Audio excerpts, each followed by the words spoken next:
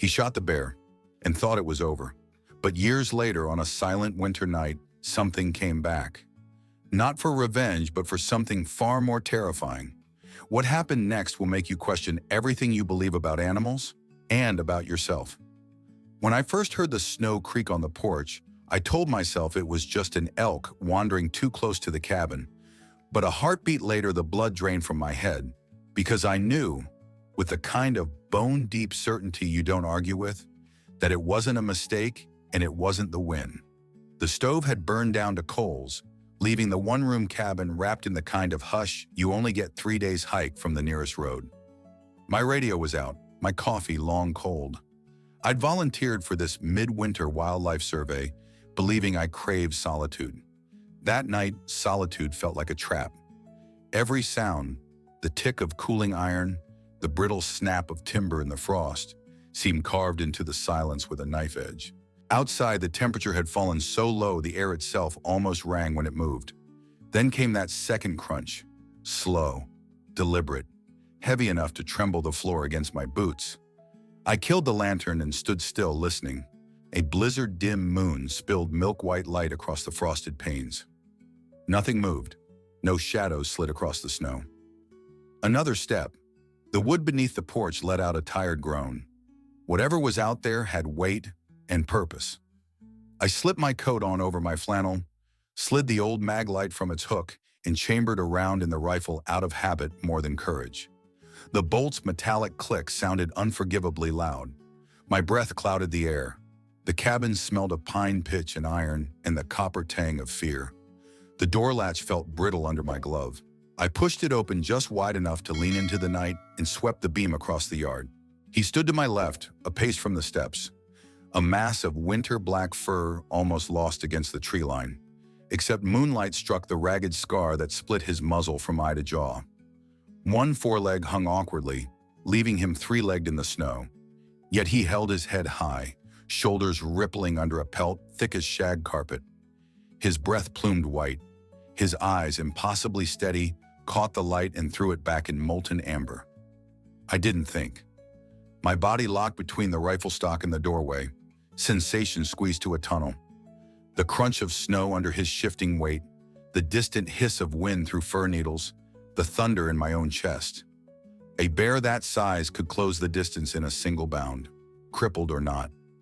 I waited for the bluff charge, the roar, the inevitability of claws. Instead, he did something I still can't fit inside words. He simply watched me, seconds, or maybe a lifetime, pass between us in that gaze.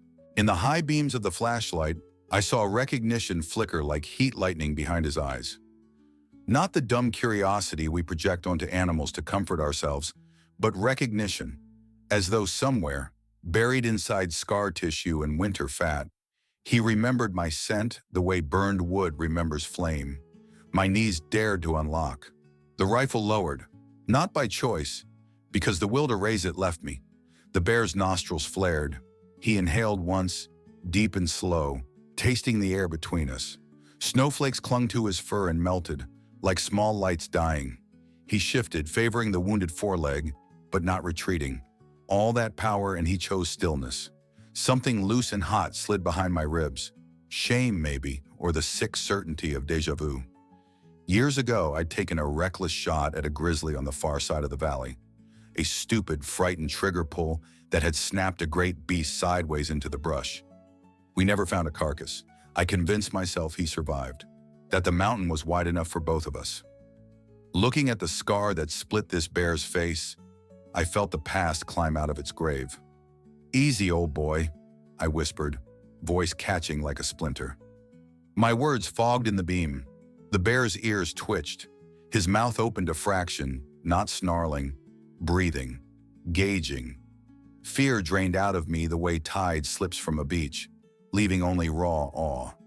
I saw him, really saw him, and knew he should hate me. But he didn't move forward, and he didn't flee. He simply existed in that impossible distance between hunter and hunted, where revenge might have lived, yet didn't. The maglite trembled in my fist. Its beam quivered over the ridge of his spine, the hunch of knotted muscle, the pale rim of frost on his coat. The bear blinked once, slow as dusk settling, then shifted his weight, turned, painfully, and limped off the porch clearing. Under the trees, he melted into shadow until only the scar's pale seam marked his passage, like a comet tail fading in black sky. I stood there long after the crunch of snow vanished into forest hush, after my breath stopped steaming, after sensation returned in needles to my fingers. Adrenaline left me hollow. A rational voice insisted I'd misread the scar, that this was coincidence, that memory plays cruel tricks in isolated cabins. Another voice, older, wilder, said I had been recognized and spared. Somewhere beyond the tree line, a branch snapped, echoing like a gunshot across the valley. I jolted, half expecting the bear's dark shape to materialize again, but the clearing lay empty under the winter moon. Finally shivering harder from what I felt than from cold, I backed inside and dropped the bar across the door. The cabin felt smaller, the air thinner, as if the woods themselves had leaned in close to watch what I would do next. I sat on the bunk, rifle across my knees, the lantern still dark. In that darkness, I watched the door and replayed every second. The limp, the scar, the way he looked at me not as prey, not even as predator, but as something he already knew. I told myself dawn would make sense of it. The tracks would prove it was some passing rogue and nothing more. I almost believed the comfort of that lie when fatigue dragged my eyelids down. But comfort cracked the moment I heard the slow, deliberate crunch of snow return the following night.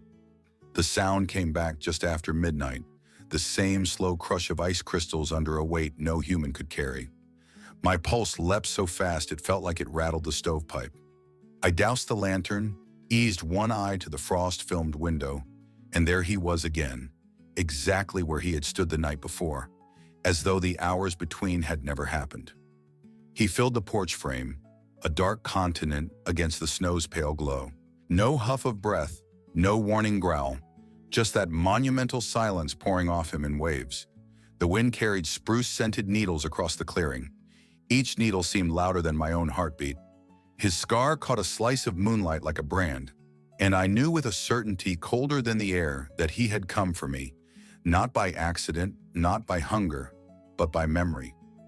My mind did the cruel thing minds do when cornered. It tore open the past. I was barely 20 when a grizzly erupted out of the alders above Miller's Creek. I reacted like every storybook hunter says he will. I raised the rifle and fired. One shot. The bear spun, a ribbon of red blooming across his muzzle, then crashed downhill and vanished. We tracked until snow swallowed the trail. The old woodsman with me said the same words all cowards cling to. He'll make it. I believed him because believing otherwise would have meant facing what I had done. Now, decades later, that very scar, that single jagged flash of white tissue, caught the light on my porch. The bear shifted his weight, favoring the same crippled foreleg I remembered stumbling through brush all those years ago. Recognition slammed through me like black water over rapids. I felt my lungs forget how to draw breath. He stepped closer, paw pads whispering on the boards. The porch lamp, long since blown out, creaked on its chain above him. 2 paces separated us, one for each lifetime we had lived since the shot. His eyes held none of the rage I deserved. Instead, they brimmed with an unreadable intent that made rage feel like a comfort by comparison. Instinct screamed to shoulder the rifle. Conscience nailed my arms to my sides. Instead, I lifted the door just wide enough to stand in the threshold, body half inside, half out, as if balance alone could keep the past from swallowing me. Easy, I managed, though my voice trembled so hard the word fractured. He cocked his head, nostrils flaring, pulling the scent of my fear, my remorse, maybe even my name out of the air. Another step. The floorboards sighed under his weight. He could have ended the story in a heartbeat, a single sweep of paw, a lunge no man could dodge. But he didn't. He stopped so close I could see frost melt where his breath touched the wood. His eyes, gold as lantern flame, held mine, and something broke open in my chest, guilt so sharp it felt like glass. I found myself retreating, inch by inch, until the door pressed the rifle stock against my ribs. I couldn't lift the gun, didn't dare. Instead, I drew the door shut between us, slowly, as though speed might shatter the fragile, wordless truce hanging in the winter air. The latch clicked home. I dropped the bar across it, then stepped back in the dark and listened to my heart hammer the room smaller. Outside, the porch groaned again, a shadow past the window, then nothing. Not the scrape of claw, not the burst of breath, just silence so whole my ears rang. I sank onto the bunk, boots still on, rifle across my knees, hands refusing to unclench. The stove fire had died down to whispers, but sweat chilled on my spine. Each creak of timber could have been a paw step. Each gust sliding past the eaves could have been him testing the walls. I did not sleep. I measured the night in slow breaths and flinches, telling minutes by the drift of starlight across the floorboards. Once, near what must have been dawn, I thought I heard him exhale right outside the logs, a deep, sorrow-heavy sigh. But when I braced myself to look, only shag bark and snow stared back. Gray morning finally seeped through the window panes.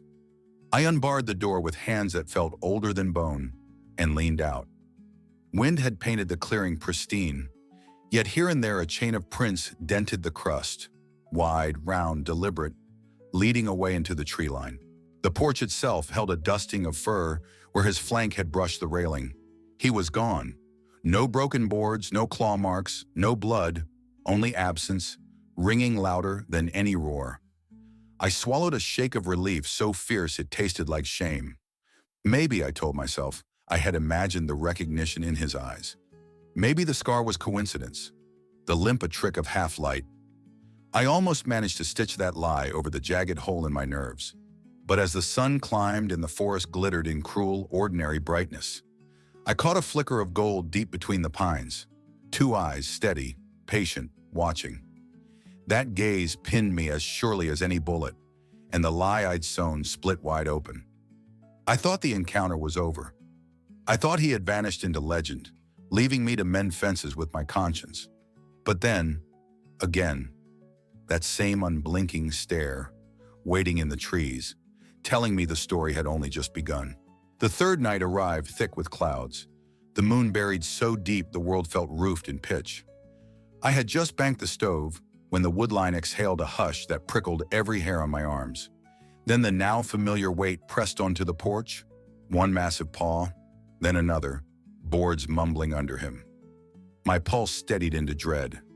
He had come again, but the beam of my flashlight caught more than the scarred giant.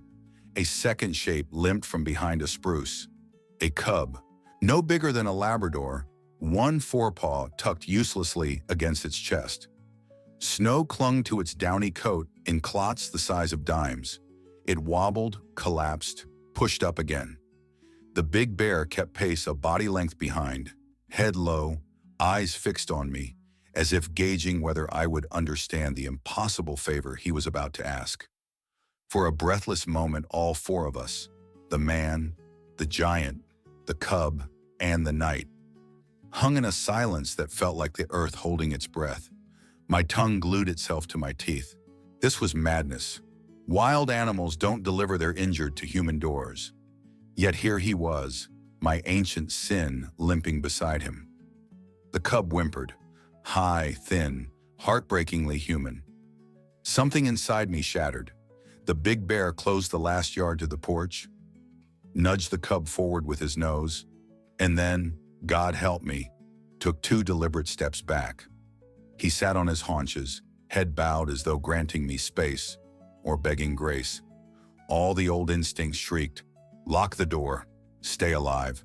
But the cub swayed, wheezing with each breath, blood from a torn pad stippling the snow like red seeds. The father, or guardian, or whatever bond stitched them, watched, muscles coiled, yet made no move to intervene. What do you want me to do? I whispered, voice strangled. The cub answered by collapsing a second time, too weak to rise. Some gears inside me ground free. Rifle forgotten, I unlatched the door, slid forward, and scooped 15 pounds of trembling fur into my coat. Its heart battered my ribs, but when my arms closed, it did not struggle. I smelled milk on its breath, sap in its fur, fear so raw it stung my eyes. I backed toward the doorway. The big bear rose but did not follow. He stood just beyond the stoop, moonless night making him a living silhouette, anguish carved into the tilt of his scarred muzzle. A soft chuff puffed from his chest, neither threat nor complaint, more a sigh of unbearable trust. Inside, the cub curled beside the stove without hesitation, head on its good paw, eyes half-lidded. I knelt to examine the wound, deep slash across the pad, maybe ice, maybe trap iron, clean but swollen. I melted snow, stirred in stale oatmeal and a dash of honey, slid the warm mush across the floor.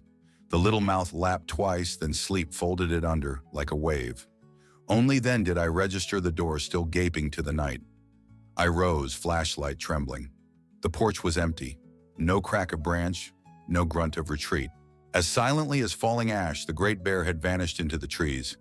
Alone with a sleeping cub and a pounding heart, I bolted the door, shoved a dresser against it, then sagged to the floorboards. Everything in me roared argument. Wild creatures carry disease. They panic. They bite. His father, if that's what he was, might come crashing through the wall if the cub cried.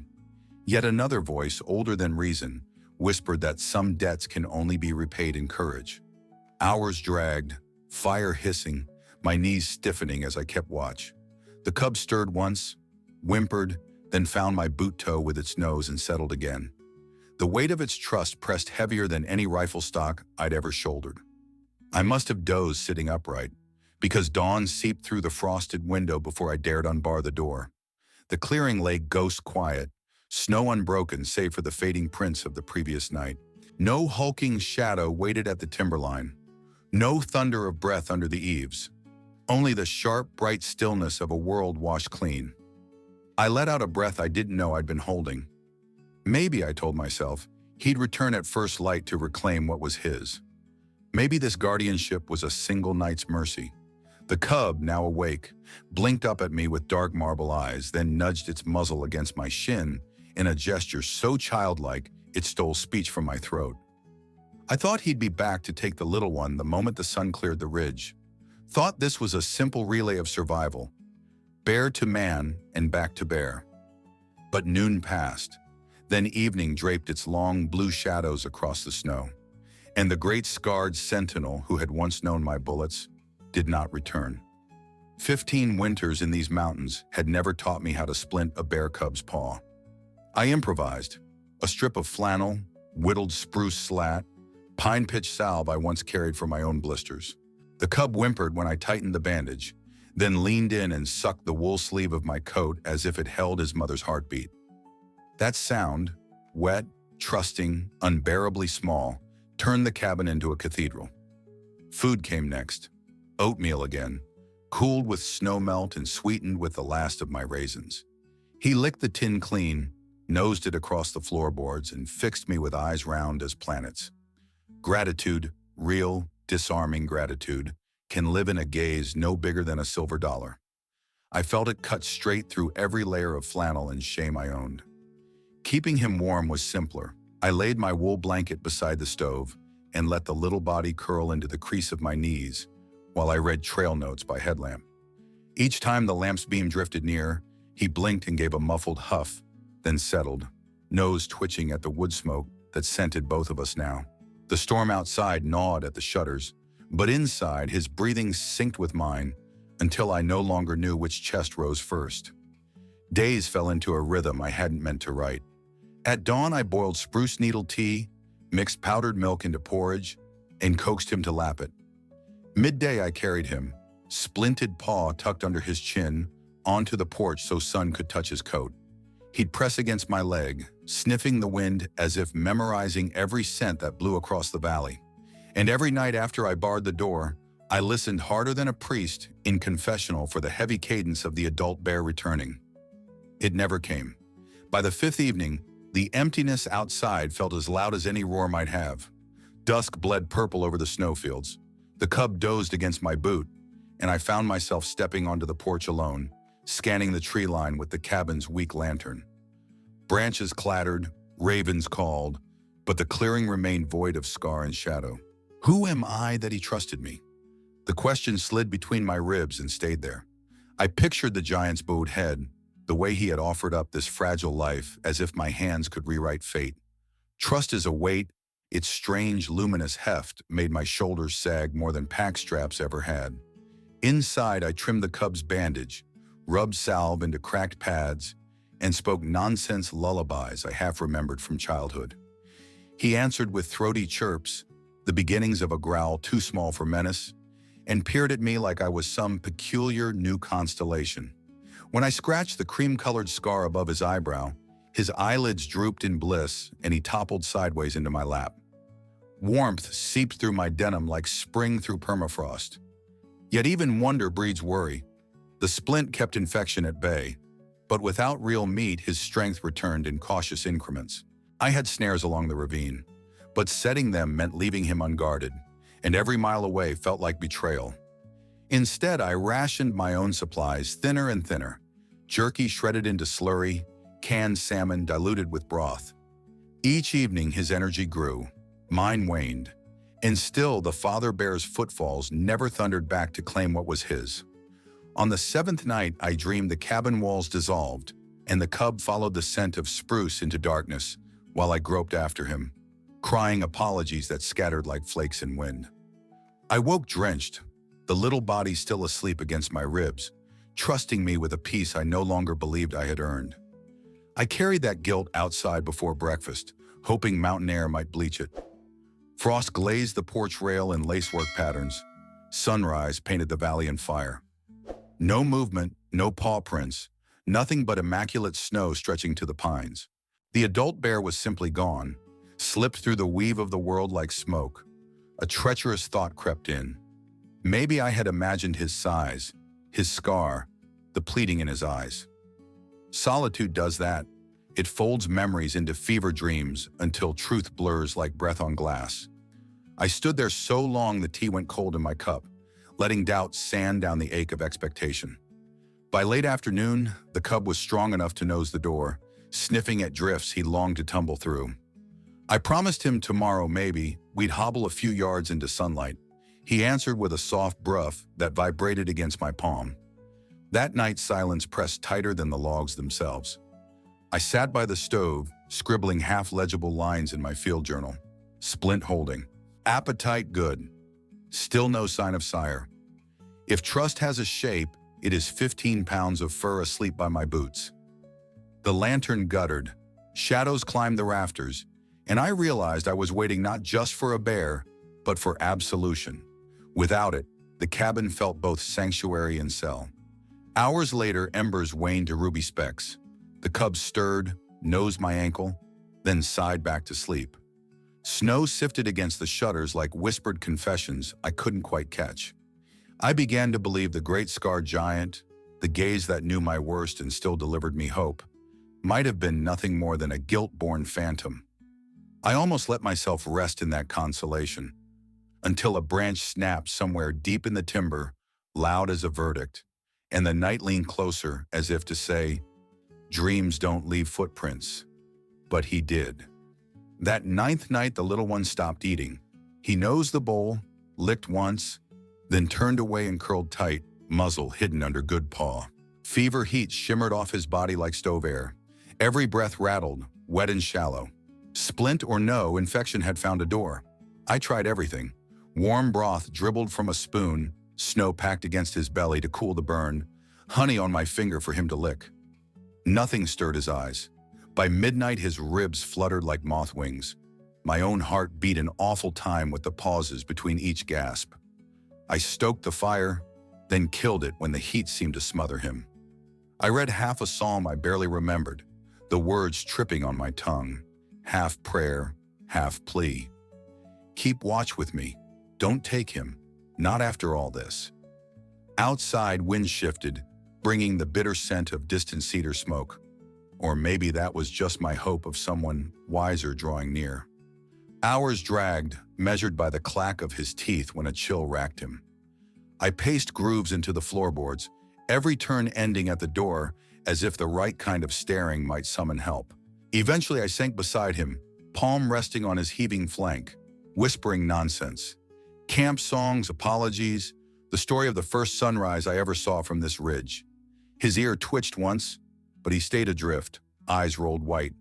Then a sound split the dark, Not the neat crunch of a fox, not the brittle snap of settling timber. This was a thunderclap of force, porch boards exploding beneath impossible weight. The dresser jolted against the latch. Dust rained from rafters. I froze, half gratitude, half terror. Another impact rattled the hinges. Through the narrow crack between planks, I saw a shadow blot the snow, huge, breathing hard. The cub stirred, whimpered. My hand found the rifle, lifted, then stopped. If he wanted in, no deadbolt forged by man would matter. I slid the bolt, heart battering my ribs. The door yawned wide enough for winter air to roar past. He filled the opening like night-given muscle, scar catching the glow of coals, shoulders rimed in frost, breath puffing smoke. His eyes swept the room, found the bundle at my knees, lingered. I expected rage or accusation, or the desperate panic of a father too late. Instead, he stood still, ribs pumping, listening. For a long moment, we traded silence, thick with everything unspoken between hunter and hunted. Then he huffed once, a sound low and mournful, yet resigned, and backed away. One step, another. Snow squealed under his crippled foreleg. He turned and vanished into the tree line, without so much as a snapped twig. I stayed in the doorway long after the bruise of his presence faded, the rifle forgotten at my feet, cold gnawing my bones. Behind me, the cub exhaled a shuddering sigh, and for the first time all night, slept without trembling. Morning pried at the shutters before I dared hope. When dawn poured gold onto the floorboards, the cub lifted his head, blinking slow but alert. I pressed a finger of water to his lips. He lapped, then nipped for more. Fever had broken, skin cool, breathing deep, the rasp gone. He even tried to rise, testing the splinted paw with cautious weight. Relief hit me so hard my knees buckled. He came, I told the rafters, throat raw. He knew. No other explanation fit the impossible timing, as though the great bear had carried some ancient medicine in his presence alone. Or maybe the cub's will to live only rekindled when he sensed that watchful love close by. The valley glittered under new snow, unmarred except for a single corridor of prints leading to the porch and away again, already drifting soft at the edges. I traced them with my eyes until they disappeared among blue-black trunks. Part of me wanted to follow, to drop to my knees in frozen needles and offer whatever apology a beast might comprehend. Another part understood that last night was the apology and the forgiveness, all condensed into one thunderous visitation. The cub ate a double ration at noon, blinking up after each lick like he'd discovered flavor for the first time. He even rolled onto his back, inviting a cautious rub of the downy belly. Laughter barked out of me, startling us both. It tasted rusty, like a tool long unused. From that hour on, I believed the great scarred guardian might never return. His task, whatever vast instinct had driven it, seemed finished. But belief, I was learning, is a flimsy fence in these mountains. And the wild has a habit of stepping over fences the moment a man thinks he has the measure of it. By the 14th morning, the cub was a whirlwind of new strength, clambering around the cabin on 3 good paws and 1 splinted stump that barely slowed him. He nosed every skillet, toppled a stack of field logs, and discovered, to his squealing delight, that a hanging bootlace made the perfect toy to murder. Laughter spilled out of me so often I started to forget what silence had felt like. When I unbarred the door to sweep ashes, he shoved past my leg, buried his whole face in a drift, and sneezed himself backward, eyes crossed in comical indignation. Sunlight struck his coat and lit the gold underfur that had been hidden by crusted ice the night he arrived. He cocked his head at a red squirrel chattering from the roof, then let out a cub-sized roar. Nothing but air, but he looked scandalized that the squirrel didn't faint dead away. The splint came off that afternoon. The paw was ugly but solid. He set it gingerly, testing weight, then discovered that clumsy bounds ended in face-first snow dives that were apparently the funniest things in the world. I watched him tumble, shake powder from his ears and try again, each attempt a little steadier. A line from an old song drifted up. "Teach your children well." I hadn't taught him half of what he'd taught me. By dusk he curled at my feet, muzzle sticky with berries he dug from a stunted juniper. His eyes found mine. and a pang opened under my sternum. Sweet, sharp, undeniable. He didn't belong to stone walls and iron stoves. Every heartbeat I kept him here was a smaller cage. That night I packed a rucksack, smoked trout, a pouch of honey granules, the last of my raisins. At dawn I slung it over one shoulder and whistled him outside. He bounded ahead, thinking we were off on another playful patrol around the yard.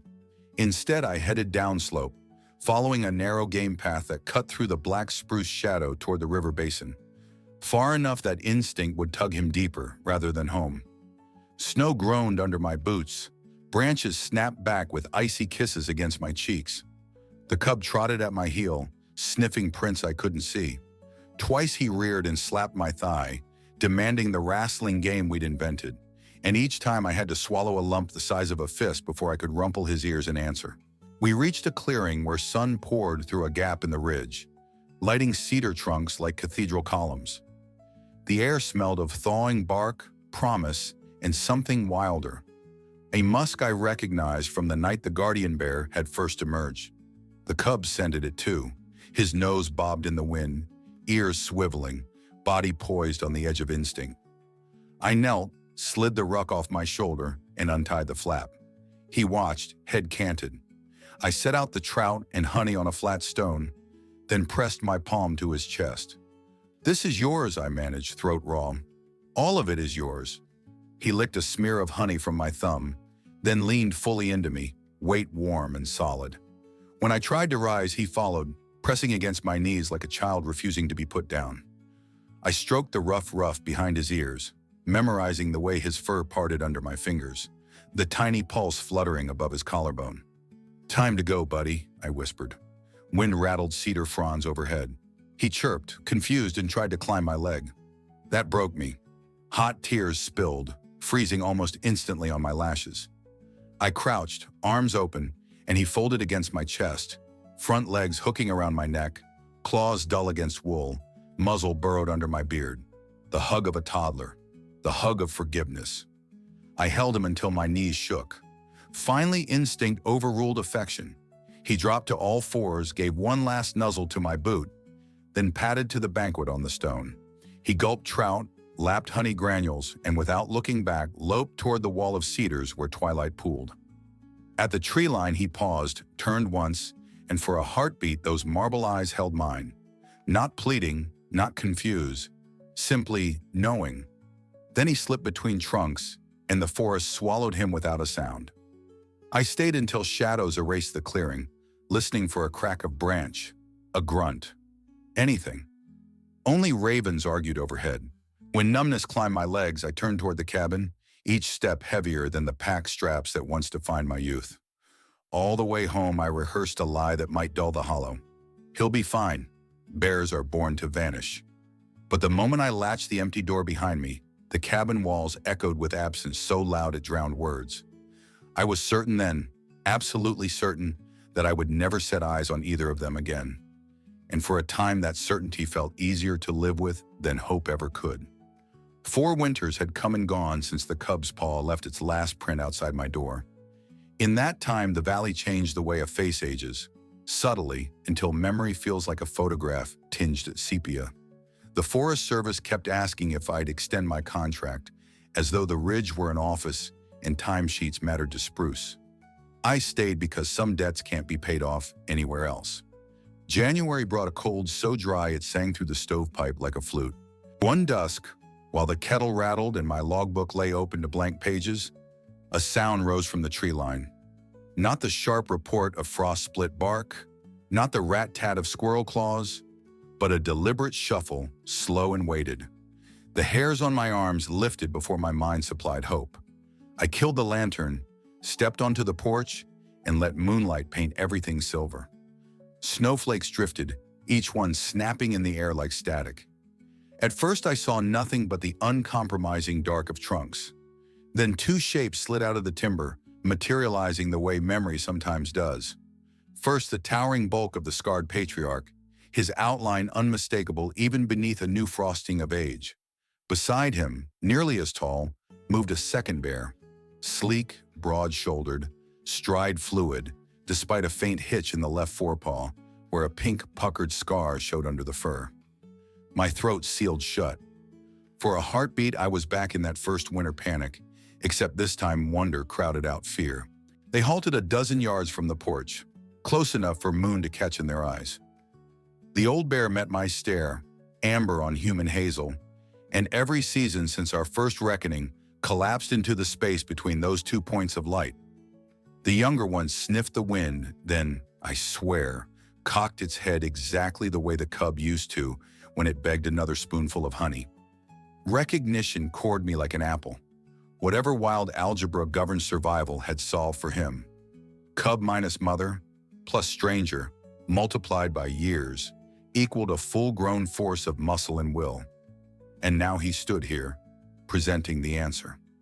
Neither advanced. It felt as though some invisible borderline, drawn in trust, rooted us all to separate shadows. I took one cautious step forward, palm open. Nothing to give but heartbeat and breath. Frost squeaked under my boot. The young bear mirrored the motion, not toward, but as if to say, I know that sound. I saw him register my scent, maybe dredge up the ghost of oatmeal and pine pitch salve. Snow sifted off branches overhead, sprinkling silver dust across their backs. The big bear's scar looked paler than I remembered, a riverbed etched by time. His lame leg trembled, but he held himself with the composure of a monarch. He turned his head toward the younger one, touched muzzles, a benediction or a dismissal, then returned his gaze to me. Gratitude lived there, yes, but also something larger. Permission, perhaps, to lay my guilt down at last. Wind slid between us, cold enough to sting tears from my eyes. I mouthed, "Thank you," though sound failed. The young bear exhaled a chuff so gentle it fogged and fell like breath on glass. He looked at me the way a child looks across a crowd for the one face that proves the world once held kindness. Then, as if obeying a cue older than language, the patriarch pivoted. Snow swirled around his hindquarters. He limped into the trees without haste. The younger paused, met my eyes one final time. And there it was, the echo of that cub hug, now full of bone and muscle, but softer somehow for the memory inside it. He turned and followed. Their silhouettes merged with the blackness between cedars until only the hush remained, vast and ringing. I waited for a crash, a farewell roar, anything to break the seal of that moment, but the forest swallowed them whole, leaving two parallel tracks that led away like sentences, trailing off mid-thought. For the longest while I stood motionless, breath ghosting up into star-freckled dark, convinced the story had closed itself with that silent benediction. My legs shook from cold and awe in equal measure. Finally, I whispered, "Go well," to the empty clearing, and turned back toward the orange glow of the stove through cabin windows. I was halfway across the porch when a single deep crack echoed from the ridge. Not threat, not warning, more like a tree snapping its fingers to remind me the mountains keep their own epilogues. I froze, heart battering ribs, thinking, that's it, the circle's complete. But the forest exhaled again, low and certain, as if answering a question I hadn't yet learned to ask. And I knew the wild wasn't finished speaking.